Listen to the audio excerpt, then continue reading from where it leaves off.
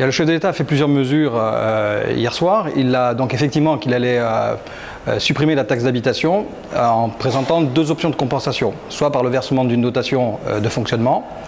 À ce moment-là, les collectivités perdraient un peu de pouvoir au niveau de la taxation locale, soit par le remplacement d'une nouvelle taxe. Et parallèlement, effectivement, il a annoncé qu'il devait y avoir une réduction du nombre d'élus au niveau de l'Assemblée nationale, mais également au niveau des collectivités locales. Ajouter à cela une ambition de réduire les dépenses publiques de 13 milliards d'euros.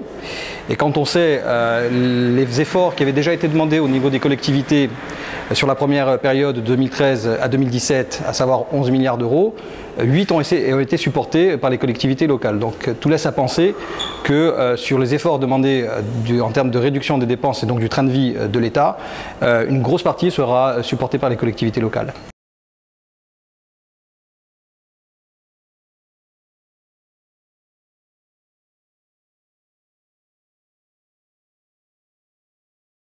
Mais la ville d'Ajaccio, comme d'autres communes, a déjà subi une baisse de ses dotations depuis 2014, donc elle a dû s'adapter, parce que je rappelle qu'en cumulé, c'était à peu près 8 millions d'euros en moins donc, sur le budget de fonctionnement de la ville d'Ajaccio.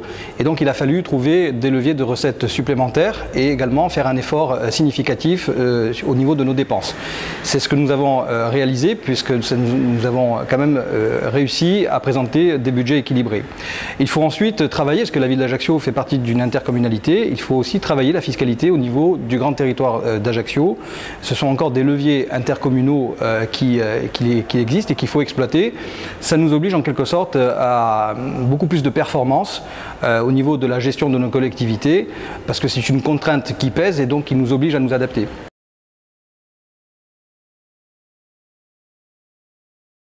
C'est certain que si on choisit l'option de la dotation de fonctionnement, donc qui est à la libre discrétion en fait de l'État, la collectivité locale perd une partie de ses prérogatives en termes de libre administration, puisqu'elle ne pourra plus à ce moment-là fixer l'impôt local. Et quand on sait que la taxe d'habitation, c'est 33% des recettes de fonctionnement de notre budget, c'est une partie de ses prérogatives qui se trouve largement amputée.